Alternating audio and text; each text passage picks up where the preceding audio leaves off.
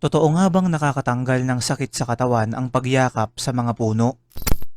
Mga kaibigan, alam nyo ba na sa ancient Celtic tradition, may isang paniniwala ang mga tinatawag na Druids o yung mga taong may ginagampanang tungkulin sa kanilang komunidad na ang pagyakap di umano sa mga puno ay nakakapagpagaan ng pakiramdam at nakakatanggal ng mga sakit sa katawan. Ito ay dahil naniniwala silang ang mga puno ay isa sa pinakasagradong bagay sa ating mundo na nagtataglay ng espiritual na enerhiya. Ito rin ang pinaniniwalaan ng isang relihiyon sa Japan na tinatawag na Shinto, kung saan kapag mabigat ang kanilang pakiramdam ay sumasandal sila sa puno at ito ay hinahawakan nila dahil nakakapagbigay raw ito ng lakas sa kanilang katawan. Sa Scandinavia, partikular na sa Norse mythology, meron pa nga silang tinatawag dito na Yggdrasil na ayon sa kwento ay konektado raw dito ang lahat ng bagay at nilalang sa mundo.